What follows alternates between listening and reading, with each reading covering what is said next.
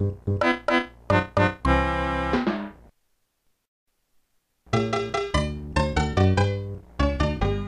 YouTube, RavenVids here with a review video. Today it's going to be of the Game Boy Color. Now, I know it came out close to 12 years ago, but still it is worth doing a review of, as it is a pioneer of the handheld gaming console era, which Nintendo led since the release of the original Game Boy. And let's look at the features.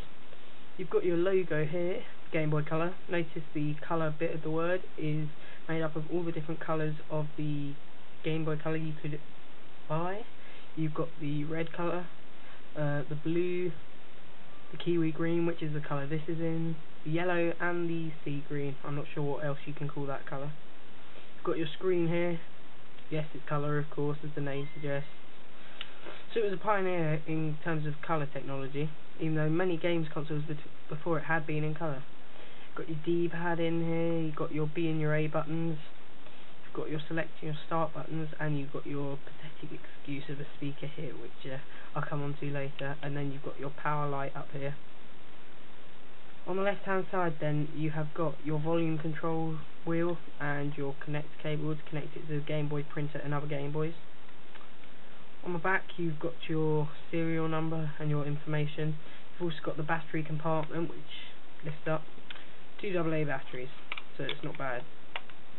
And you notice the shape just goes round. It's a bit like a person with a big bottom, big arse I should say. That sounds geeky.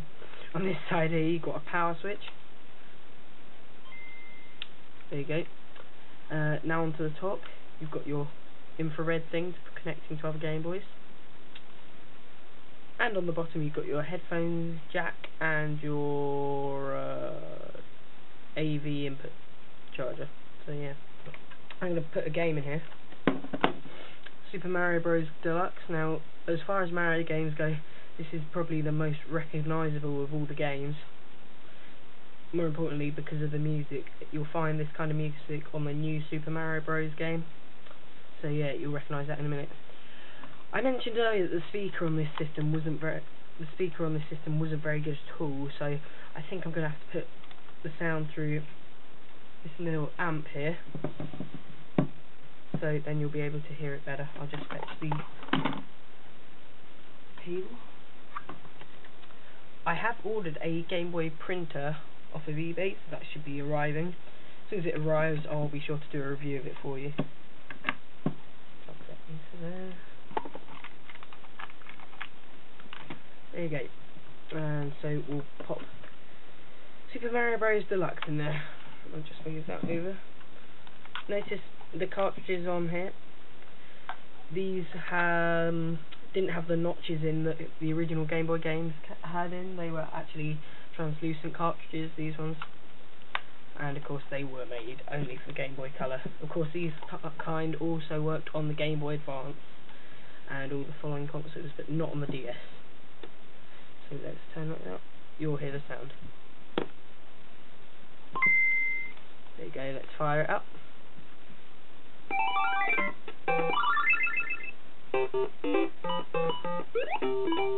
Start a new game. I was talking about the music being iconic, and you'll recognise it now.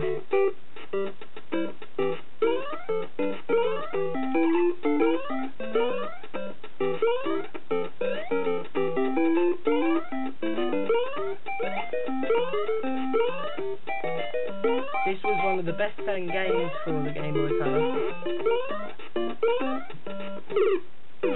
Anyway, I think you'll agree though it probably is quite difficult trying to play when I'm sat behind a tripod, but anyway, yeah, that is Super Mario Bros. Deluxe for the Game Boy Color. Right, pros and cons time. What's good and what's bad about the Game Boy Color? Good features. Considering it was released in 1998, it is very good for when it was released. You got the colour screen, you got the sound. Runs on 2 AA batteries. That is a feature that we long since missed on the DS and DSi.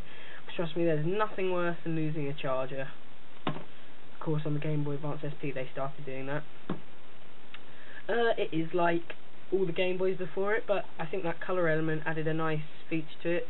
Also, the translucent game cartridges are quite cool. And yeah, it's a nice shape, nice to hold, you know. And also it came in a very wide variety of colours, I am led to believe. Yeah, and yeah, overall it was a really nice little machine. And also the accessories are compatible with the Game Boy camera and the Game Boy printer. I don't actually own any of those. Of course I told you the printer is on order, and I hope to be getting the camera soon. Yeah, so overall it's a really nice machine. Cons time. What is bad about it? Of course, the power button turns on the light, which is one generic colour. It doesn't really change at all, so you're unable to tell when the battery's just about to die, unlike on the DS or the SP. See, look, I'll show you. Just grab my SP and DS. Whilst on the game, we'll start with the Game Boy Advance. All my consoles are low on power, luckily, so I'm able to show you. There you go, you've got a red light there. On the SP, exactly the same story.